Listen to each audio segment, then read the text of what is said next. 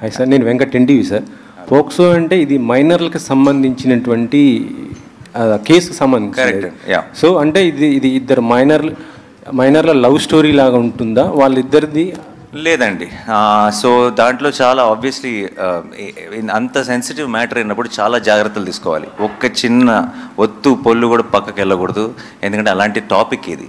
ఆ టాపిక్ మీద జగదీష్ చేసిన రీసెర్చ్ కానీ తను ఎత్తుకున్న ఐడియా కానీ ఒకటి మాత్రం చెప్పగలను. నేను ఎప్పుడైనా ఇంతకుముందు మీరు ప్రెస్ మీట్లో కానీ ఎక్కడైనా సరే నేను కాన్ఫిడెంట్గా నేను ఒక మాట చెప్పినప్పుడు నేను ఎప్పుడైనా మీకు నాని ఎలా చెప్పాడు కానీ ఇది అసలు కంప్లీట్గా ఆపోజిట్గా ఉందని మీకు ఎప్పుడు అనిపించలేదని నేను నమ్ముతున్నాను. అదే నమ్మకంతో ఈరోజు మీకు ఒక మాట ఇస్తున్నాను. మీరు సినిమా అయ్యేటప్పటికీ గ్యారంటీగా నిలబడి క్లాప్స్ కొడతారని నేను నమ్ముతున్నాను ఈ సినిమా చూసి.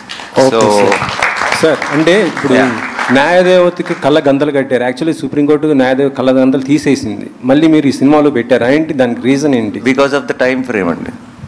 ఇది కథ 2013లో జరుగుతుందండి. 13 టైం లైన్. సో మిమ్మల్ని ఇప్పటి నుంచి ఆ మూడ్లో పెడుతున్నాం బేసిక్. ప్రియదర్శి గారు sir, actor Nani, hero Nani